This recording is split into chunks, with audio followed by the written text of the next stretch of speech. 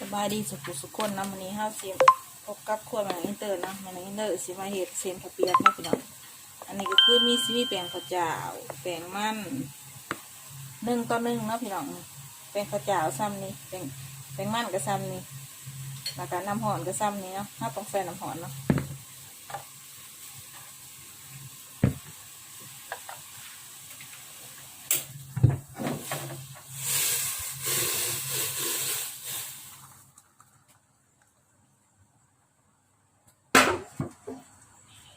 อันนี้ก็คือน้ำหอมด้วยพี่น้อง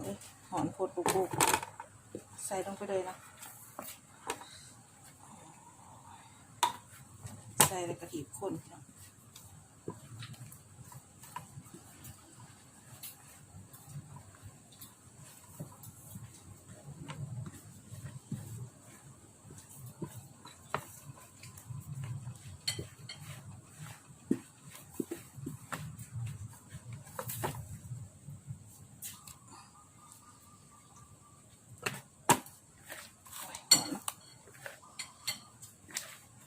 มือหลังเลยด้วยพี่น้องไว้หอมแห้งทุกคนเลยเอาไว้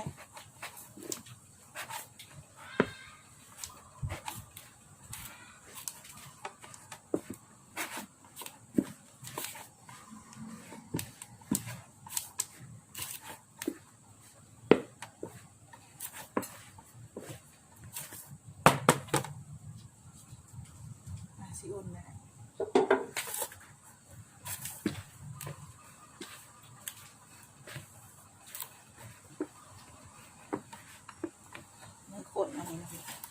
มือขุดนี่แหละ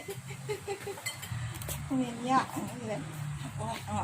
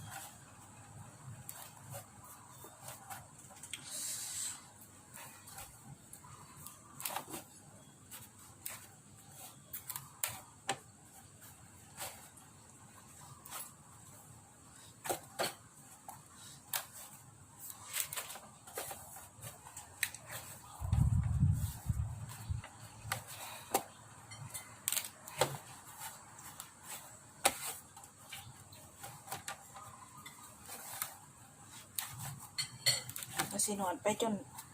สักพักหนึ่งเนาะมันเป็ดมันเหนียน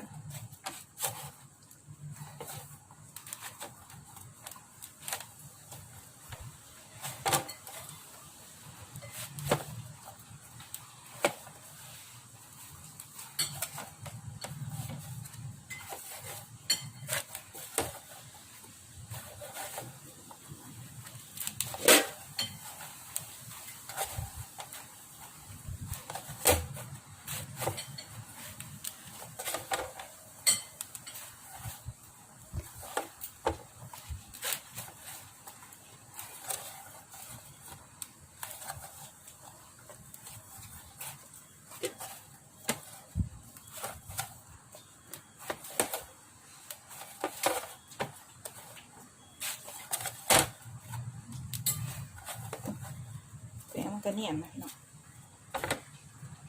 พอได้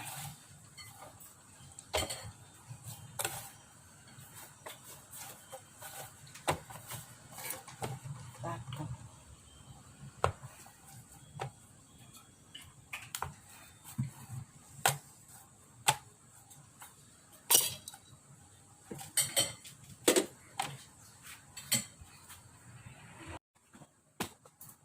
โรยแป้งหน่อยนึง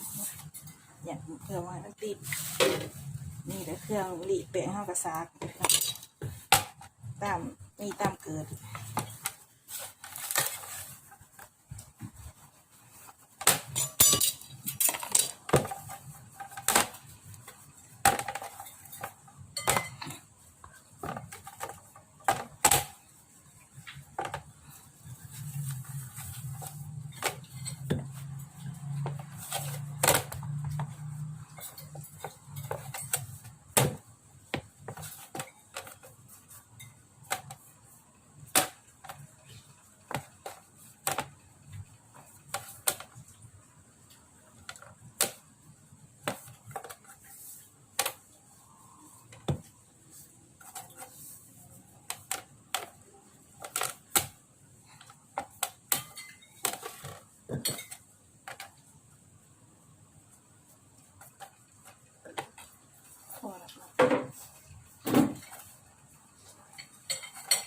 หน้ามักบ้างก็เดี๋ยวเต้ได้ไปน้อง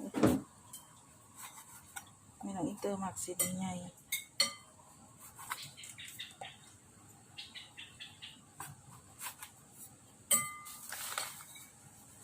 โดยแป้งนิดนึงเพื่อให้มันตัดง่าย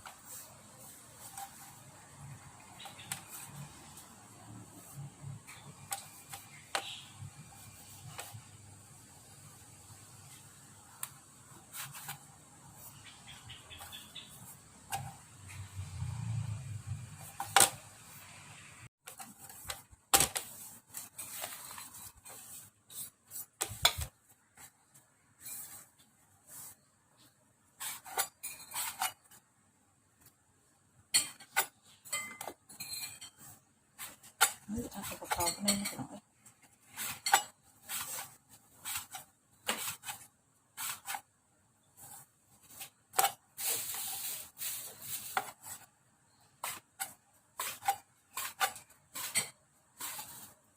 ชิ้นหน่อยชิ้นใหญ่ก็เดี๋ยวเต้ทุกคนเด้อทุกคนก็ได้หมักเก็บได้แบบเห็ดสดหมักสันหมักเหงา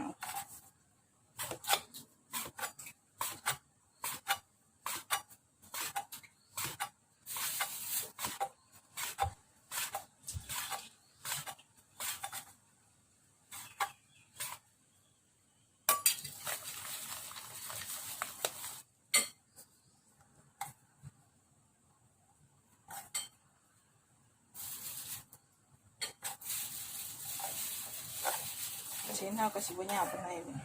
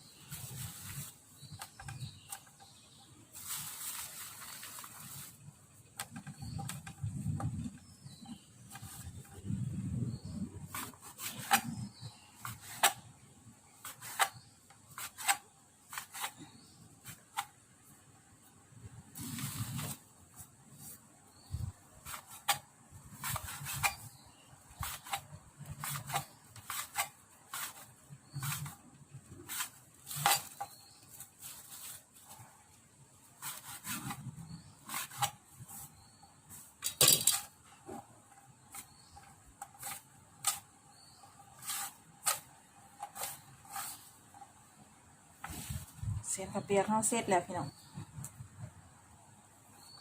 เขาได้มักหน่อยมักง่ายมักแล้วแต่ทุกคน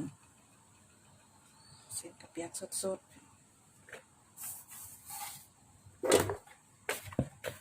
ข้าวเปียกเสร็จแล้วพี่น้องได้ซ้ำเลยแหละเดี๋ยวเราสิไปต้มกันเลยพี่น้อง